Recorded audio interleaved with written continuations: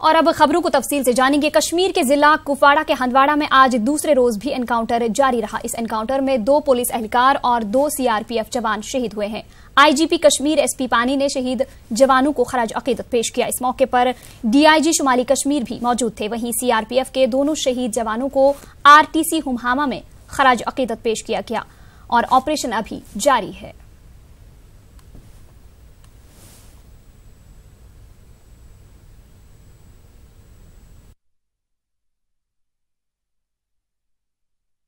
Ongoing operation, इसमें हमारी 4 लोगों की शहादत रही है। सीआरपीएफ के इंस्पेक्टर हैं और एक जवान, जेएन के पुलिस के 2 जवान, उनकी शहादत रही है। और जैसे आपको पता है कि अभी आपने देखा यहाँ पे रिक्लेम हुआ और ऑपरेशन जो है वहाँ पे अभी कंटिन्यू चल रहा है।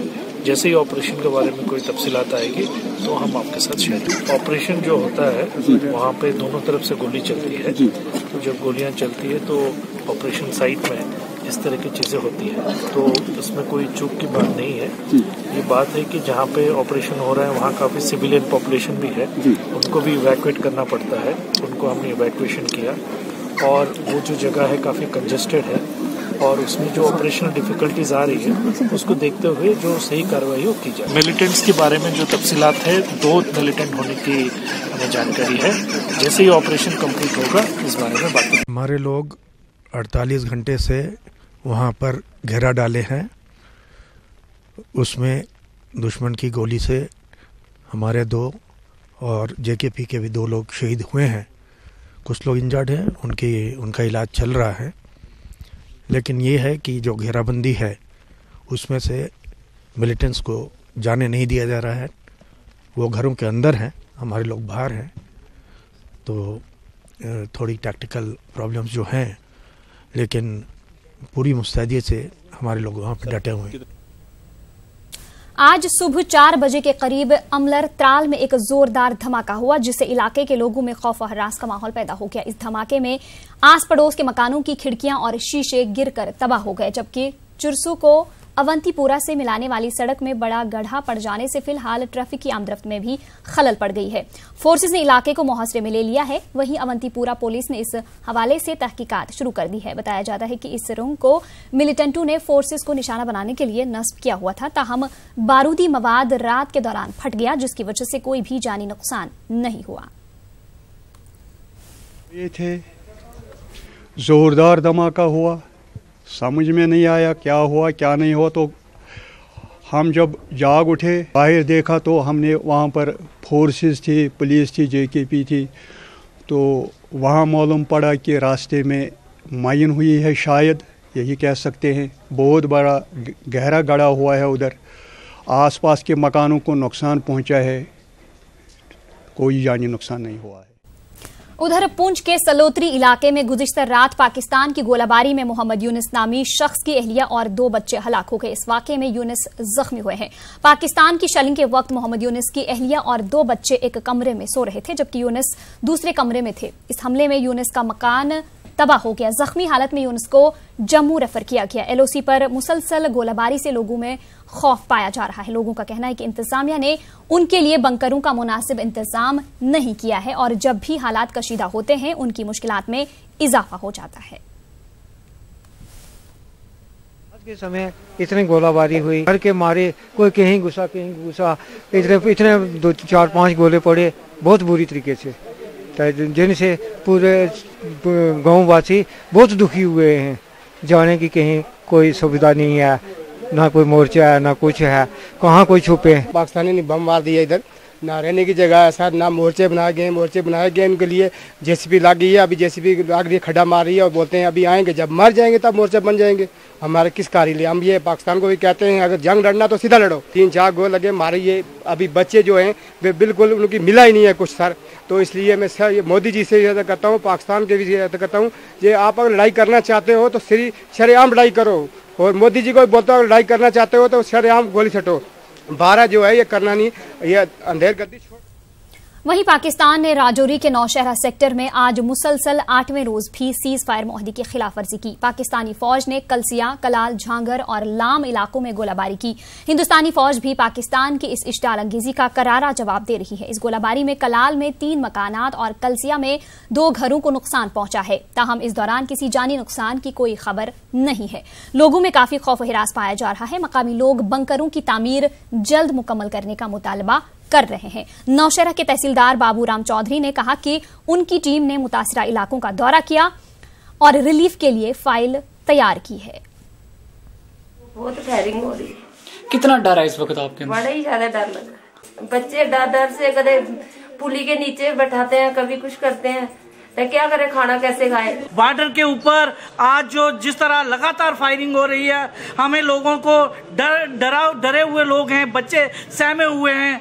जो मोटर शल उन्होंने हमारे सिविल एरिया को टारगेट बनाकर, स्पेशल टारगेट बनाकर उन्होंने यहाँ गांव के अंदर फेंके।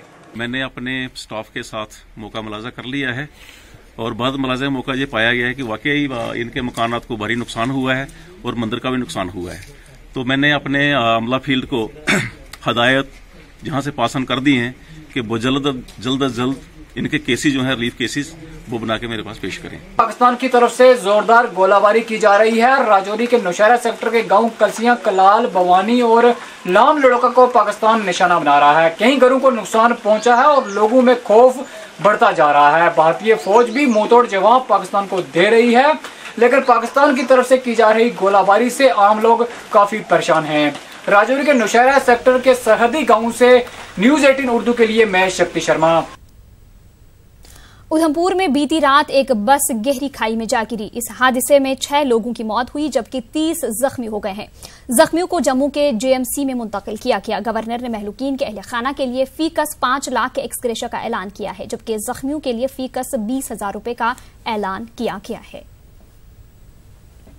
वहीं उधमपुर में कल शाम पेश आए सड़क हादसे में जख्मी लोगों का इल्जाम है कि यह हादसा ड्राइवर की लापरवाही की वजह से पेश आया। जम्मू के मेडिकल कॉलेज अस्पताल में जेर इलाज जख्मियों का कहना है कि ड्राइवर ने रूट बदलकर जम्मू से उधमपुर पहुंचने की कोशिश की, जिस दौरान यह हादसा पेश आया।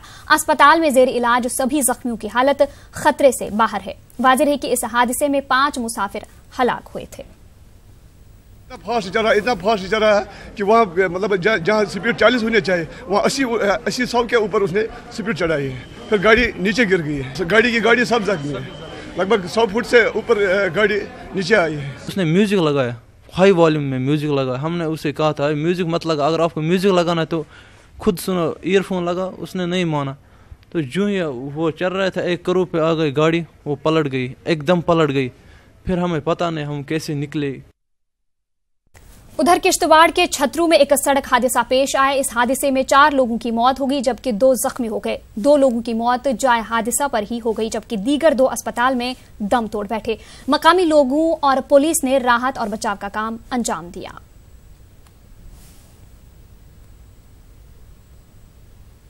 कुछ लोग जो है वैन में डटपट की तरफ आ रहे थे, तो आते आते जो है उनकी गाड़ी जो है हादसे का शिकार हुई, तो जिसमें जो है उनकी डेथ हो गई है। और 4 लोग जो हैं इमीडिएटली हमारे तहसीलदार छात्रू, रेड क्रॉस की टीम, 5 सर्विस की टीम जो है एम्बुलेंस जो है यहाँ से भेजी गई और इमीडिएटली यहाँ शिफ्ट किया। लेकिन उसमें भी एक जो है जो काफ़ी क्रिटिकली इंजर्ड थे, तो उनकी यहाँ पे डेथ हुई। तो 3 लोग जो हैं यहाँ पे उनको फर्स्ट एड ट्रीटमेंट दे के जो है इमीडिएटली जो है जम्मू के लिए। राज्यसभा में अपोजिशन लीडर गुलाम नबी आजाद ने विंग कमांडर अभिनंदन वर्तमान की बहिफाजत मुल्क वापसी का खैर मकदम किया है। गुलाम नबी आजाद जम्मू में एक प्रेस कॉन्फ्रेंस से खिताब कर रहे थे। उन्होंने कहा कि कांग्रेस पार्टी दहशतगर्दी का खात्मा चाहती है। दफा 35A पर एक सवाल के जवाब में गुलाम नबी आजाद ने कहा कि इस दफा के साथ किसी किस्म की छेड़छाड़ की जाएगी तो कश्मीर से ज्यादा जम्मू और लद्दाख खित्ते के लोग मुतासिर होंगे। मैं अपनी पार्टी की तरफ से एयरफोर्स के जो पायलट अभिनंदन वापस आए उनका स्वागत करते हैं और सही सलामत आए इसलिए और भी डबल स्वागत है। और जो हमारा स्टैंड पहले दिन से ही रहा कि कांग्रेस पार्टी आतंकवाद के खिलाफ है, और आतंकवाद को खत्म करना चाहती है। आतंकवाद को खत्म करने के लिए हमारे सिक्योरिटी फोर्सेस जो भी कदम उठाएंगे उसमें उनको हमारा सहयोग मिलेगा। और सबसे ज्यादा नुकसान अगर आतंकवाद की वजह से हुआ है तो वो हमारी स्टेट में हुआ। कश्मीर में तो एक पीढ़ी नौजवानों की खत्म हो गई। 35A खत्म होता तो कश्मीर में कम नुकसान होगा, जम्मू और लेह में ज्यादा नुकसान, क्योंकि कश्मीर में कोई खरीदने वाला जमीन है नहीं और विशेष रूप से 30 साल से। लेकिन जम्मू और लद्दाख के लिए 1 घंटे में 1 लाख लोग मिलेंगे आपको बाहर से जमीन खरीदने के लिए। तो लिहाजा इसको रिलीजन बेस नहीं बनाना चाहिए, तो इसको जम्मू और कश्मीर में नहीं बताइए और इसको हिंदू और मुसलमान में मत बनाइए। ये जम्मू, कश्मीर और लद्दाख तीनों खितों में रहने वाले, चारों रिलीजन पे बिलीव करने वाले 35A में है। कठुआ में विजय संकल्प रैली निकाली गई। मरकजी वजीर ममलिकत बराई पीएमओ डॉक्टर जितेंद्र सिंह ने इस रैली में शिरकत की। इस मौके पर जितेंद्र सिंह ने विंग कमांडर अभिनंदन की वतन वापसी का खैर मकदम किया और कहा कि हिंदुस्तान हर चैलेंज के लिए तैयार है। मरकजी वजीर ने कहा कि मोदी हुकूमत दहशतगर्दी के खिलाफ सख्त कदम उठा रही है। उन्होंने कहा कि दहशतगर्दी को बढ़ावा देने वालों के खिलाफ भी कार्रवाई की जाएगी। हम सब जानते हैं कि कल हमारा एक नौजवान योद्धा अभिनंदन वापस लौटा है और जिस प्रकार से कठुआ हमेशा एक शहादत का इतिहास लगता रहा है, श्यामा प्रसाद के द्वारा प्रज्वलित की हुई ज्वाला आज भी रोशन है। इसका संकेत आज देश भर में जाएगा इन युवाओं के इस कार्यक्रम के माध्यम से। बहुत बड़ी उपलब्धि पिछले 5 वर्ष में प्रधानमंत्री श्री नरेंद्र मोदी जी के नेतृत्व में ये हुई है कि विश्व के वो देश जो पहले भारत के दृष्टिकोण से बहुत ज्यादा सहमत नहीं थे आतंकवाद के प्रति या पाकिस्तान के प्रति, वो भी आज भारत के दृष्टिकोण को स्वीकार करने पर मजबूर हो चुके हैं। आप आश्वस्त रहिए कि मोदी सरकार के चलते ना कभी आतंकवाद से कोई समझौता होगा और ना ही आतंकवाद को बढ़ावा देने वालों को रियासती गवर्नर की जानिब से जम्मू कश्मीर आईन में तरमीमात की तजवीज को नेशनल कॉन्फ्रेंस चैलेंज करेगी। श्रीनगर में एनसी के एहतिजाजी मार्च के मौके पर पार्टी लीडर तनवीर सादिक ने न्यूज 18 उर्दू से ये बात कही। नेशनल कॉन्फ्रेंस की जानिब से आज रियासत के मुख्तलिफ मकामात पर एहतिजाजी मुजाहरे किए गए। एनसी गवर्नर इंतजामिया के इस इकदाम को दफा 370 के साथ छेड़छाड़ करने की एक कोशिश करार दे रही है। श्रीनगर में पार्टी हेडक्वार्टर से टीआरसी तक एहतिजाजी मार्च निकाला गया। वाज़ेह रही कि गवर्नर इंतजामिया की आईन में तरमीमात की तजवीज को मरकजी काबीना ने मंजूरी दे दी है। ऑर्डिनेंस के जरिए ये तरमीमात की जाएंगी। गवर्नर इंतजामिया का कहना है कि कमजोर तबकात को रिजर्वेशन देने के लिए इन तरमीमात की तजवीज पेश की गई है। एनसी और पीडीपी का कहना है कि गवर्नर आईन में तरमीमात नहीं कर सकते हैं। कॉन्स्टिट्यूशनल अमेंडमेंट जो है वो एक इलेक्टेड गवर्नमेंट कर सकती है, जो भी कोई हो। इसकी कंकरेंस भी एक इलेक्टेड गवर्नमेंट को होनी चाहिए। जो आज हेल्म ऑफ अफेयर्स है वो एक प्रेसिडेंट का नॉमिनी है। प्रेसिडेंट ऑफ नॉमिनी कैसे एक कॉन्स्टिट्यूशनल अमेंडमेंट कर सकता है? उसी पे ये एहतजाज है कि जो हमारा आर्टिकल 370 है और 35A है, उस पर हम किसी को हाथ या उस पर टिंकरिंग करने की इजाज़त नहीं देंगे। हमारे पास 2-3 ऑप्शंस हैं। एक तो हम एमिनेंट लॉयर जो हैं यहाँ के, हम उनसे बात कर रहे हैं। हम इसको चैलेंज तो करेंगे ही, लेकिन इससे पहले इसके साथ ही हम यहाँ सड़कों पे आ रहे हैं। हर किसी डिस्ट्रिक्ट में आज कश्मीर के डिस्ट्रिक्ट्स में एहतजाज हो रहा है। इसके ऊपर हम ये चीज़ होने नहीं देंगे। वहीं Kashmir centre for social development studies ने जम्मू कश्मीर के आईन में तरमीम की मुखालफत की है। श्रीनगर में आज एक प्रेस कॉन्फ्रेंस के दौरान KCSDS के अहदेदारों ने कहा कि तरमीम का कोई कानूनी जवाज नहीं है, इसके लिए अवामी हुकूमत का होना लाजमी है। गवर्नर राज में तरमीम का कोई जवाज नहीं है। इन्होंने खदशा जाहिर किया कि इस तरह के इकदाम जम्मू कश्मीर को मिले खुसूसी इख्तियारात के लिए खतरा हो सकता है। We are not discussing what is in these amendments, that we are not discussing the reservation part of it. Leave that aside. We don't mind that, what it is. But what we want to tell you that this is a pilot project through which a presidential order has been extended to the state by mere concurrence of the governor, who thinks that he has absorbed all the powers of state government in himself, which we should be afraid of and aware of. Jamaat Islami पर पाबंदी के खिलाफ PDP ने आज श्रीनगर में एहतजाजी मार्च निकाला। इस मार्च में पीडीपी के कई सीनियर लीडरान और कारकुनों ने हिस्सा लिया। पार्टी हेडक्वार्टर से निकाले गए इस मार्च में मुजाहिरीन अपने हाथों में प्ले कार्ड्स थामे हुए थे और नारेबाजी कर रहे थे। इस दौरान पुलिस ने मुजाहिरीन को आगे बढ़ने से रोक दिया। पीडीपी सदर महबूबा मुफ्ती ने मुजाहिरीन से खिताब किया।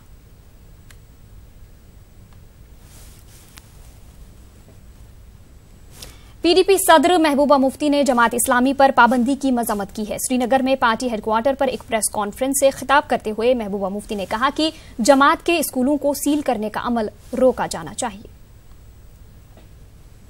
की बात नहीं, जमात इस्लामी के साथ वाबस्ता गांव के हजारों लाखों लोग हैं। ये नहीं कि जमात इस्लामियों को पकड़ के बंद कर देंगे। जमात इस्लामी ये ख्याल है, एक आइडियोलॉजी है। तो मैं नहीं समझती हूँ आप किसी आइडियोलॉजी को कैद कर सकते हो इस तरह से, जिस तरह से कर रहे हैं। हम इसकी पूरी मजम्मत करते हैं। नेशनल कॉन्फ्रेंस की तरफ से कुलगाम में भी दफा 370 और जमात इस्लामी पर पाबंदी लगाए जाने के खिलाफ एहतजाज किया गया। पार्टी ने स्कूलों और प्रॉपर्टी को मुकफ्फल किए जाने के मामले को सियासी रंजिश करार दे रहे हैं। सूबाई तर्जुमान इमरान नबी डार की क़यादत में मुनाकिदा एहतजाजी जुलूस मिनी सेक्रेटरीट में अख्तिताम पजीर हुआ, जबकि पार्टी ने डीसी को एक मेमोरेंडम भी पेश किया।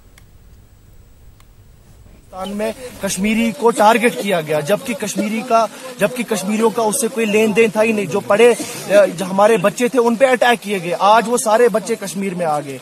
उसके बाद आप देखिए, उसके बाद इन्होंने जो है 370 पे जो है अटैक करने की कोशिश की। आज अब जो है जमात इस्लामी पे बैन लगाई जा रही है। तो ये सब चीजें इसी चीज की तरफ मुझे लगता है एक तनासुर दे रहा है कि ये इलेक्शन जो हो रहा है, ये सब चीजें इलेक्शंस की वजह से ही किए जा रहे हैं। मैं एक गुजारिश है बीजेपी के साथ कि वो सीटें जीतने के लिए कश्मीरियों की जान दांव पे न लगाए।